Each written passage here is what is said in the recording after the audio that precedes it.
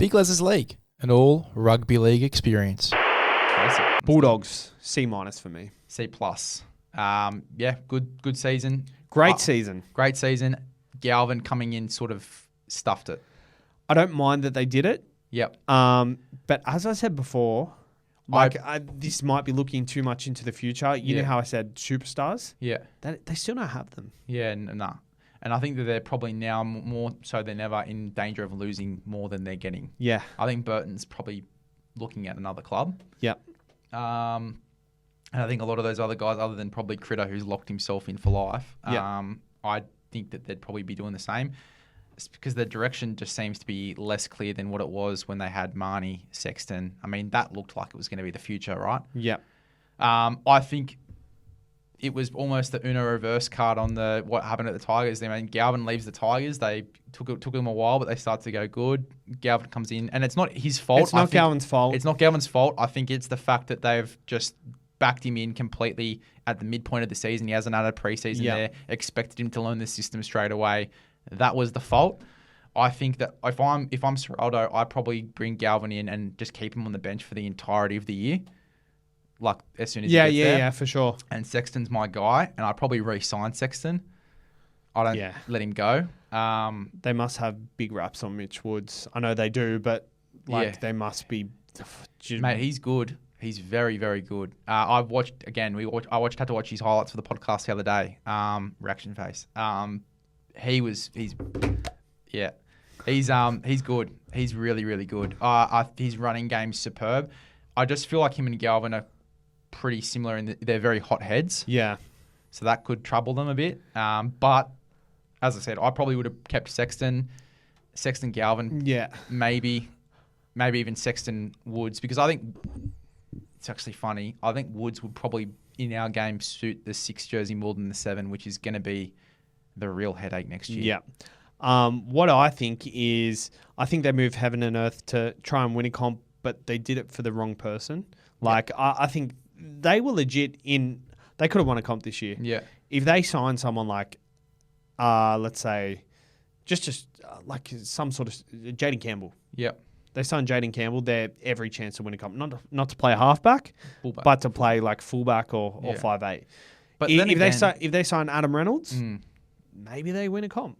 Like, I don't know, but I think they moved heaven and earth to get the wrong player. If their greater plan is to have him at 6 and they think Mitch Woods can be the 7, I still don't mind it. But I think they won all the games they could during the season. Yeah. Their draw was favourable, so it was expected, but they still didn't beat.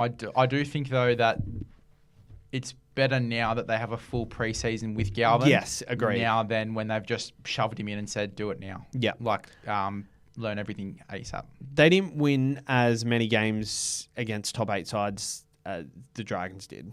Like, the Dragons won the same or more, I'm pretty sure. That's really That's a good start too. Yeah. I'm pretty sure I made it the other week, but I'm not sure. Yeah, wow. I'm not sure where it is, what the exact stat is. Or maybe it's 13 plus scores. Yeah. Yeah, okay. I'm not too sure. I'll research that, but they didn't beat many top 8 sides once the top 8 was rounded out. Yeah. Like the Roosters, they lost 2 once, beat once. Yeah. The Raiders, they beat once. The Warriors, they beat once. Yes. Broncos, they lost twice. Yep. Panthers, they lost once, won once. The Melbourne Storm, they lost once. Yeah. But like that's what I'm saying. They play most of these sides once. So yeah. And the draw was very favourable. They're a concern. Yeah. It's a conversation for another podcast though. Superstars. Trust me, get on this superstar thing because there's not many in our game. And I only see a couple that are available at the moment. There's, your Jaden Campbell's, I think Fletch, Sharp and Ponga, depending on what happens at Newcastle. I think Ponga's the one to leave. Yeah, I think so too. But yeah, you need a superstar to win a comp, and there's not many of them going about. Bulldogs. Storm. Critter, big season for Critter. I really, really enjoyed the footy that we saw from him this year. Very up and down season for Critter. I think the injury at the back end of the year was unfortunate, but for the most part, he was playing big, really, really good footy. didn't have to do overly too much, but he'd have those big moments and he'd win his side football games. Obviously got the centre of the year as well, but I think it's just really his leadership that stands out the most. Really, really good leader there at the Bulldogs. I think the big thing that we sort of touched on, and, Sav doesn't really like talking about the future too much, but I think that the Galvin, Burton, and Woods situation at the Dogs is very interesting. How that's going to work next year, I think if you're looking at this from a glass half full sort of perspective, Galvin's getting a full preseason now. He didn't get a full preseason last year. He was just shoved into the side and said, you've got to play well now and fit into this system now. We said it in the podcast with Sav. Whereas now he's getting that full preseason to completely buy in and learn that system. He just won their fitness testing and broke a club record as well. I think he got 4 minutes and 20 seconds, maybe even a little bit less in the Bronco, which is just absolutely insane. I'm still sitting at a 540 myself, not too good, just quietly. But outstanding Galvin. He looks to already be having a massive, massive preseason. So too Woods. Woods came second. So both of those guys, very, very good. But yeah, look, how they sort of work around that in the future and how that's going to look is going to be super interesting. Is Burton going to move into the centres and transition into that sort of role? And it's going to be Galvin and Woods. How is it going to work? That's going to be the big thing for me. I think if Burton is shoved into the centres, you probably won't see Burton at the Bulldogs past 2026. I think that there's a real chance he leaves. A lot of word talk connecting him to the Cowboys. I'm not sure how much that's, I guess, how much that talk is sort of, I haven't heard anything too much since, I'll say that. But yeah, that's obviously going to be interesting. I actually wouldn't even mind seeing Burton at fullback. And I think a lot of other pages now have thrown this up, but I think with just how the side's looking and if the long-term plan is Galvin Woods, which I think it can certainly be Galvin Woods, Burton would be a great fullback. He's still getting plenty of touches on the ball. He can run both sides of the ruck. Critter can go in there and good ball as well, so they can sort of move around there. And Burton's experience in the centres, they can transition a lot easier. Where does that leave Tracy? That's obviously going to be interesting as well. But I do think that if you want to keep Burton at the club and your future is Galvin Woods, Burton fullback, I don't really mind at all. I think that he could kill it as a fullback in our game. Very different, but I think it could really, really work.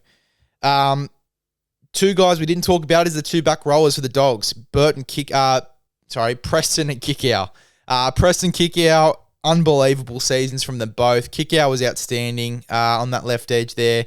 Had some really good games. Obviously, injury affected a little bit, but I thought he played very, very well this season when he was in the jersey.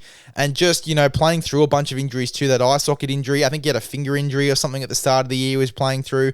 And then Preston, for me, these back end of season form was unbelievable to the point where and this is a big call, I can see a world next year where the Blues back rowers are Dylan Lucas and Jacob Preston. I think that they could completely flip. I think that these guys are in for massive seasons. I think Preston's in for a huge year next year. Massive, massive year. And Galvin and Preston can build a really solid combination, similar to what Sexton and Preston were sort of building before Sexton got dropped from the side. I really do think there is a real chance we see Preston and Lucas as the Blues back rowers. Big call, but I think that that's probably what we could be potentially seeing next year.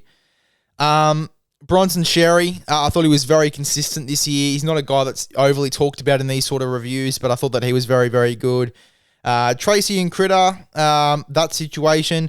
As I said, I think Burton can be the long-term fullback if you want to go completely flipping scripts here. But I think there is an argument to say, what is that going to look like next year? Is it just going to be Tracy at fullback and then Critter at fullback in good ball like we saw at the back end of last year? Can Critter potentially move into fullback? What is the go there? Is it going to be Burton even? We sort of already had this discussion, but that will obviously be a little bit of a talking point for next year. And then just the final thing for the Dogs, Jethro Rinakama obviously got a chance to debut this year. Very, very impressive. Definitely one that I enjoyed watching. He was great. And I think that if he has a real strong preseason, he can be a guy that maybe leapfrogs a Marcelo Montoya or something as well. Actually, one more guy, Harry Hayes. Unbelievable season from Harry Hayes. He was massive for the Dogs this year off the bench. He's a genuine first grader now for me as well. Big season from Harry Hayes. Loved the footy that he played. The leg speed. Play back row, play middle, can just fill in anywhere and just gives it 110%. Loved the season from Harry Hayes.